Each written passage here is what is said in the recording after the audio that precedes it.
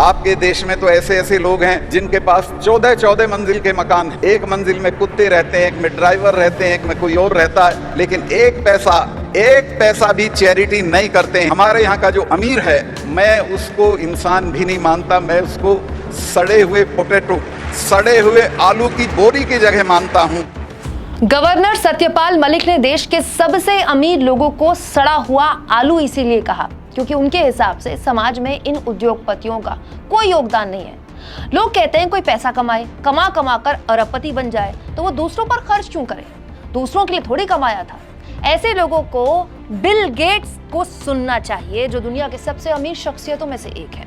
Bill Gates कहते हैं, मैं अपनी सारी संपत्ति को फाउंडेशन को देने की योजना बना रहा हूँ। उन्होंने कहा कि इस तरह से वे दुनिया के सबसे धनी लोगों की सूची में आखिरकार नीचे आ जाएंगे। दोस्तों, बिल गेट्स ने ऐलान किया कि वो इस महीने $20 अरब की रकम bill and Melinda Gates foundation को दान देंगे। यानी कि बिल गेट्स ने आज तक जितना पैसा कमाया है वो सब कुछ दान करना चाहते हैं। बिल गेट्स के हिसाब से मैं खुश हूं कि मैं पैसे दान कर रहा हूं, मैं किसी के काम आ रहा हूं।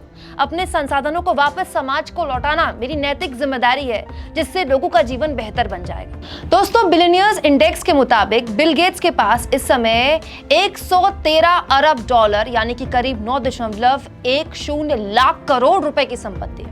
पिछले एक साल में उनकी संपत्ति $644 मिलियन बढ़ी, यानी कि $644 मिलियन उनकी संपत्ति बढ़ी है। लेकिन अब बिल गेट्स चाहते हैं कि उनका सारा पैसा दान कर दें और जो अमीरों की दुनिया भर की लिस्ट बनती है वो उसमें रहना ही नहीं चाहते। यानी कि जिस लिस्ट में आने के लिए दुनिया भर के अमीरों में होड़ लगी रहती है, बिल गेट्स को उसमें रहने में कोई दिलचस्पी नहीं है। कितनी बड़ी बात है दोस्तों।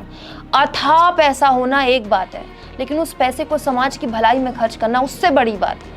बिल गेट्स इससे पहले भी बड़े स्तर पर अपनी फाउंडेशन के जरिए दुनिया भर में प्रोग्राम्स चला रहे हैं जिससे लोगों की जिंदगियां बदल रही हैं। कोरोना काल में भी उन्होंने बहुत बड़ा योगदान दिया था। दोस्तों, बिल गेट्स की बातें मैं आपको क्यों समझा रही हूँ, आपको समझ में आएगा ये डेटा देखकर।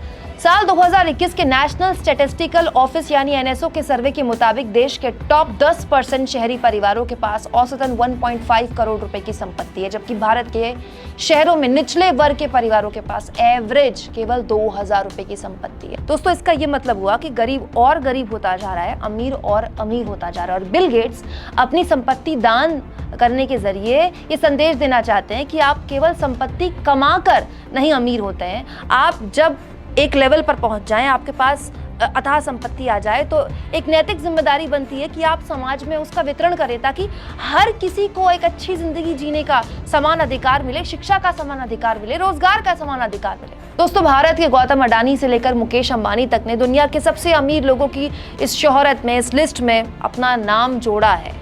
तो इस लिस्ट तो हर साल बनती है, नए लोग आते हैं, पुराने लोग जाते हैं, लेकिन चुनने वाले खुद चुने कि वो खुद को सबसे अमीर लोगों की लिस्ट में देखना चाहते हैं या ऐसे अमीर लोगों की लिस्ट में देखना चाहते हैं जिन्होंने पैसा कमाया और फिर उन्हीं लोगों पर खर्च कर दिया जहां से उन्होंने पैसा कमाया था।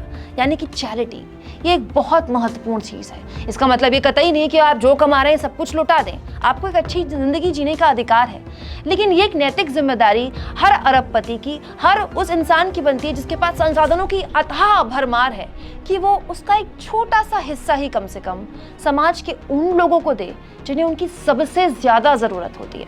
आप इस मुद्दे पर क्या सोचते हैं? कमेंट बॉक्स में राय जरूर दें।